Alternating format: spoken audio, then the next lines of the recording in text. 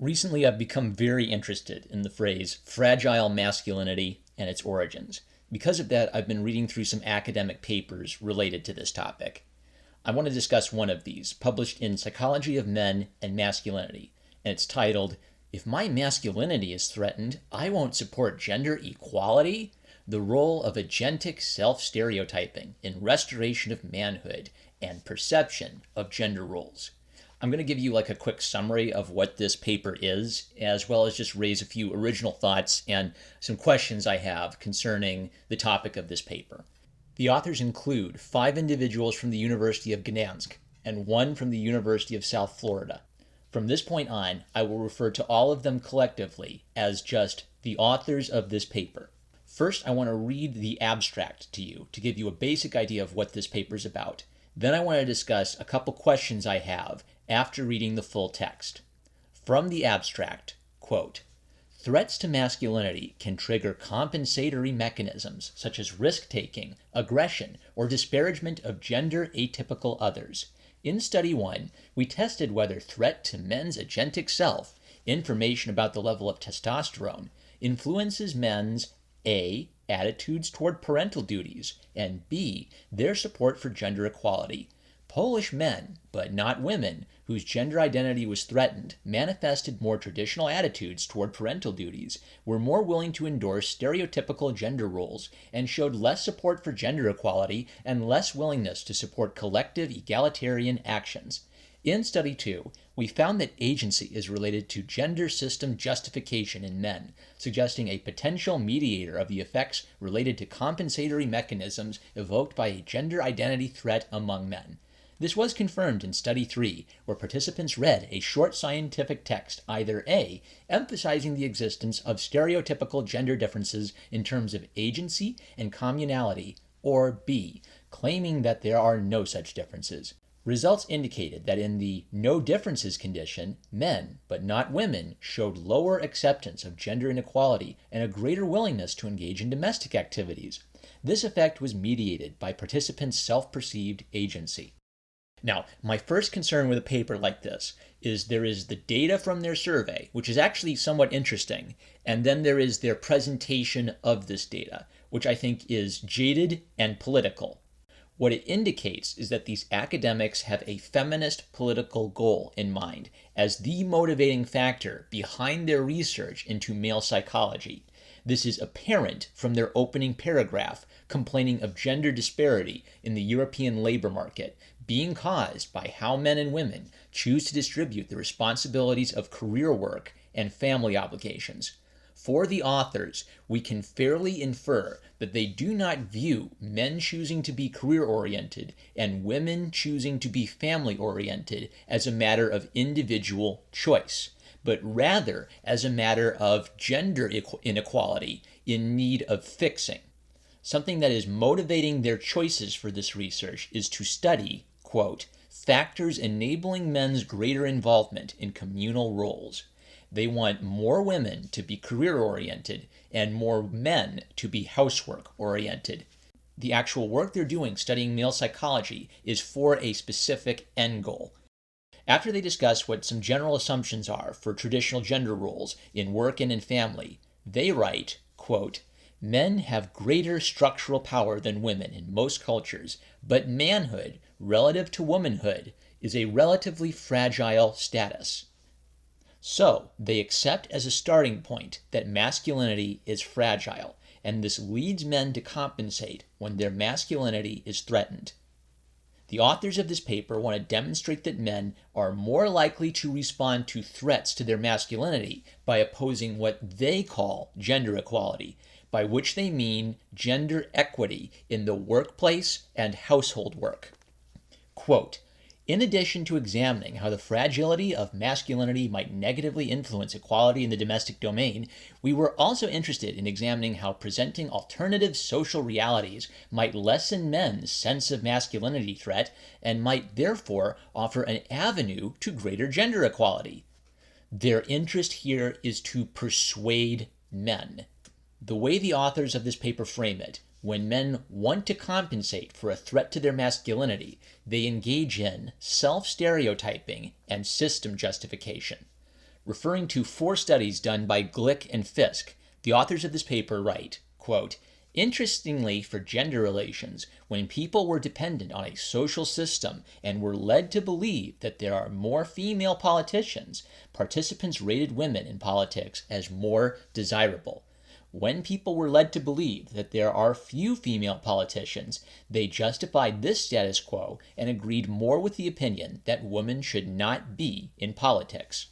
In other words, the more dependent someone is on government programs, the less they want things to change. And this remains true whether they think there are a lot of female politicians or few female politicians. The authors argue that an important factor in men justifying the status quo are the gender stereotypes of agency as a masculine characteristic and communality as a female characteristic. To illustrate, if you think the reason there are more male CEOs than female CEOs is that male CEOs' agency drives more of them to become CEOs in the first place, what you are doing is engaging in system justification. The authors clearly have a negative opinion on system justification. Citing Lauren K. and Shepard, the authors write that the stereotype of men as agentic and women as communal should be seen as a set of complementary stereotypes, which also act as tools for status quo maintenance. These stereotypes work to maintain the social perception that men and women are different but equal, and to justify the existing hierarchical social system, i.e., by explaining inequalities between groups by pointing out that they arise legitimately from real characteristics of men and women, and by attributing low status groups with their own set of proposed advantages. So, if you think being a stay-at-home wife has its own advantages, which are different from the advantages of being a husband who works as a CAO, the authors think you are guilty of using stereotypes to justify a hierarchical system. The only fix is for more women to choose to toil away for capitalism and for more men to choose to change diapers at home. Quote, "System justifying effects of stereotype activation may be barriers to egalitarian behavior of women and men who, in order to justify an unequal system, behave in line with gender stereotypes." Now, here is one concern I have. There is a sense in which agency is a stereotypical masculine virtue, that men like working their butts off to get the stuff they want.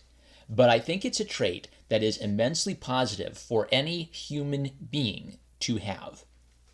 In the logic of the authors, agency seems to be a mere stereotype, an obstacle to their egalitarian goals.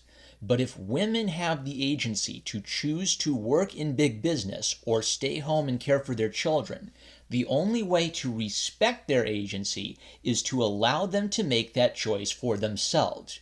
But as long as women exercise their agency by being homemakers or prioritizing their children over career work, the authors see that as self-stereotyping in service of an unjust system.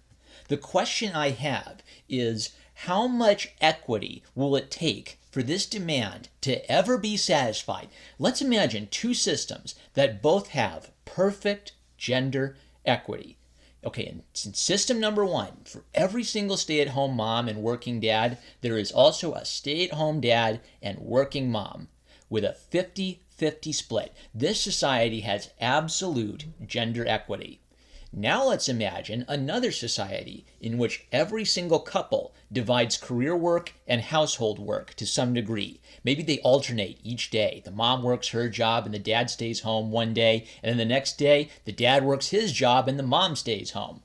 Well, this brings up all sorts of problems. How can you possibly divide work in such a way that you can say it's objectively a 50-50 split?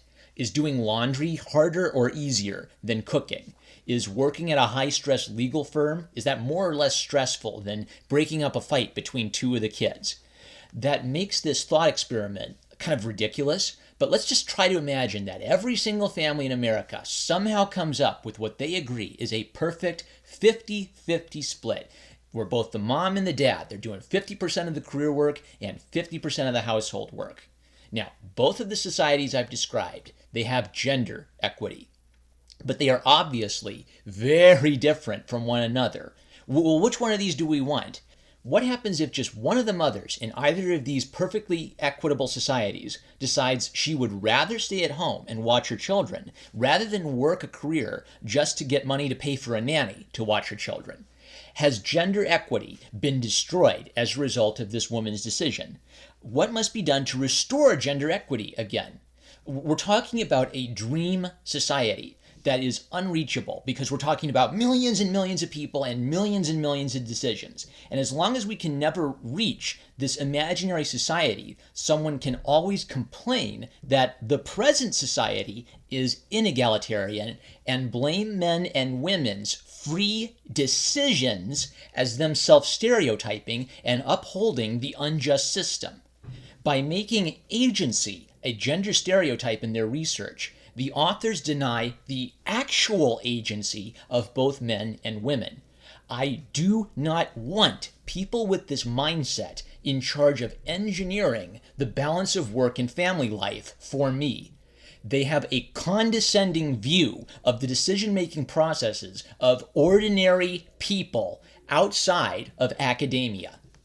After a discussion of precarious masculinity theory, connecting it to their theory of threatened masculinity, reinforcing gender stereotypes, the authors discussed the actual data from their survey. And this part is actually somewhat interesting. Using a mix of university students and online survey takers, they did 3 separate tests. Quote, in study 1, we tested the hypothesis that masculinity will trigger compensatory mechanisms among men in Poland, manifested in the endorsement of more traditional views on parental roles and less willingness to act on behalf of gender equality. They did this by presenting students 2 versions of a fake scientific text, where the wording either described the test taker as masculine or feminine. Both texts discussed the ratio of the second digit to the fourth digit, the 2D/4D ratio. The texts were meant to trick the students into looking at their own hands and concluding that their ratio indicated they were either feminine, not very manly, or masculine, not very womanly.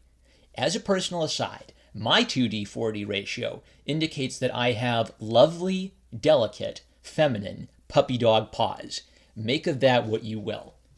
Men who are told by the test that they were low testosterone and more feminine were less likely to embrace what the authors call non-traditional attitudes toward parental roles. Both women and men who were described as masculine said they were more willing to engage in collective action to promote gender equality, though the gap for men was wider than the gap for women.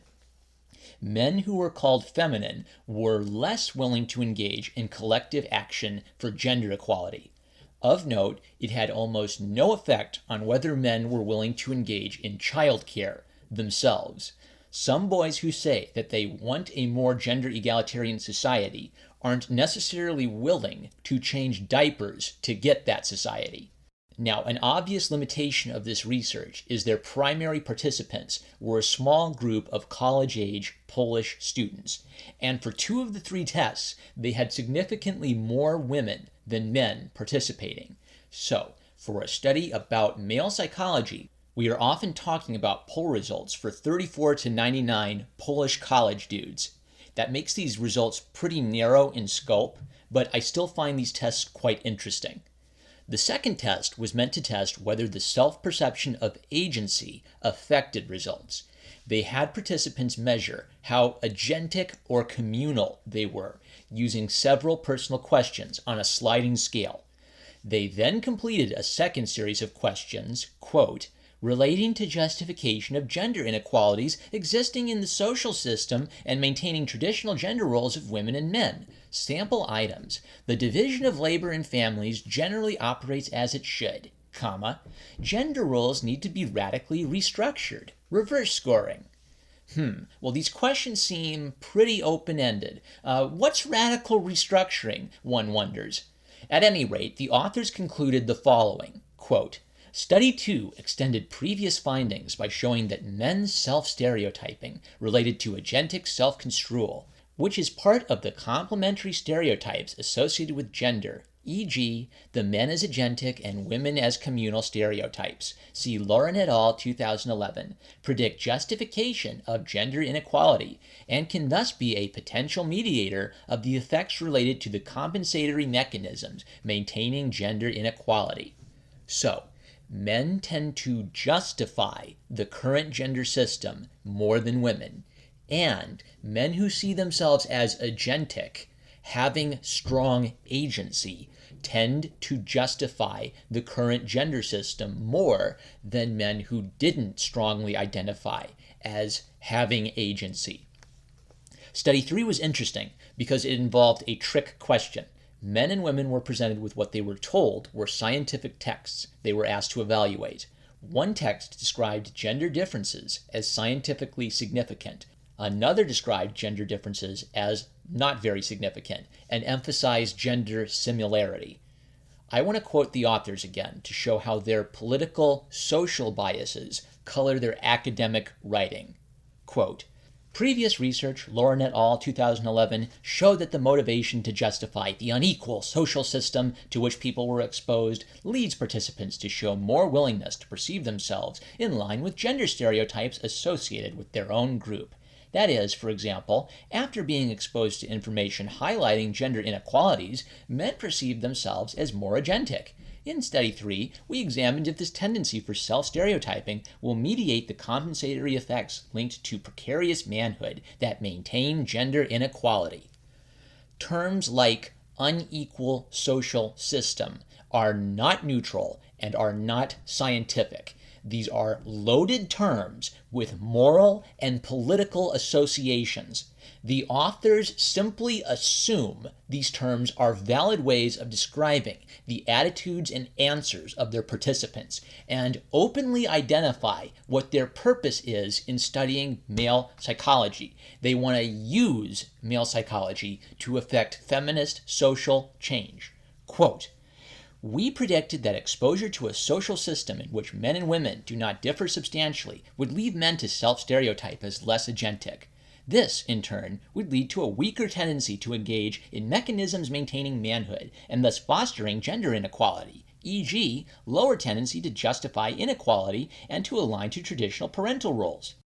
When both young men and young women read a text that emphasized gender differences, men tended to self-identify as having more agency, and women, very slightly, tended to identify as having more agency. Men who read the text emphasizing gender similarity tended to identify as more communal. The gap for both was wider for the men than for the women, which the authors use as evidence for their theory of precarious masculinity.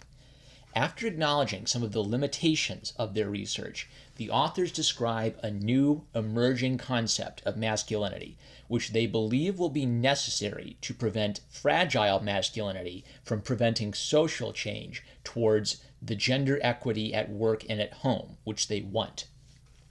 Quote, importantly, this new notion has a greater chance of being socially implemented if women are more independent, having access to stable employment. So translation, they believe women need to work more. Women need to start busting their chops to bring home more bacon in order to achieve the ends they want.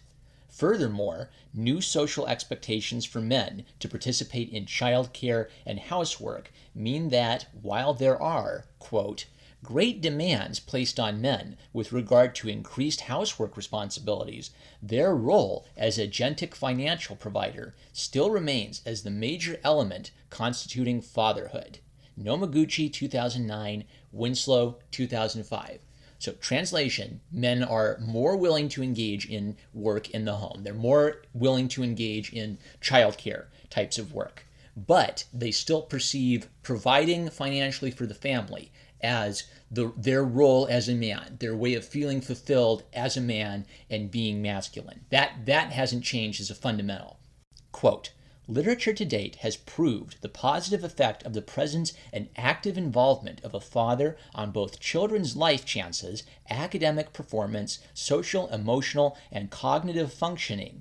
Engel, Beardshaw, and Lofton, 2006, Richter, 2006, and on men's health.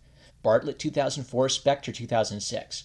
Okay, to their credit, the authors of this paper recognize the critical importance of fatherhood to children, and they care about men's health.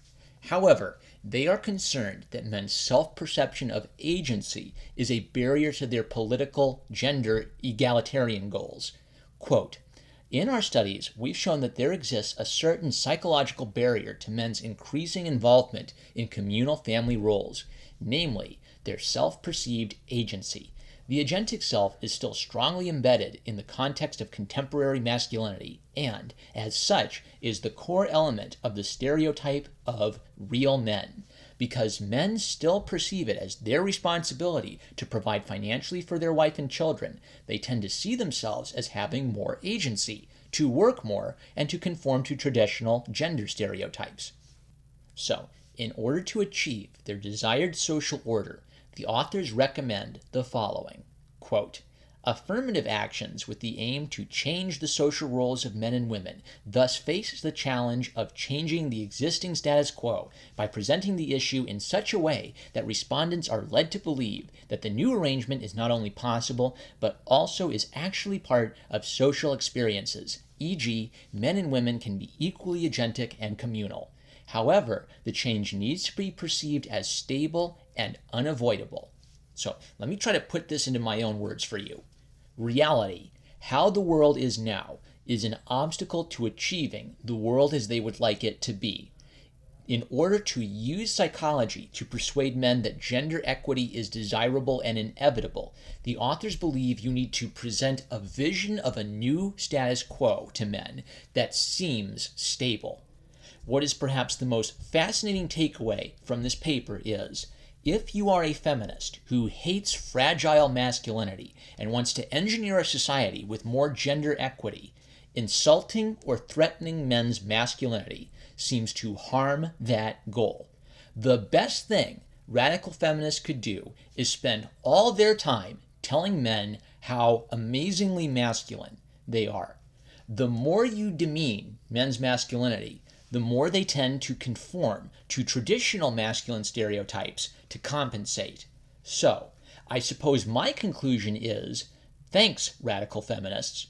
No one is doing more to prevent men from accepting a new social reality than you guys. Kiss, kiss, fall in love.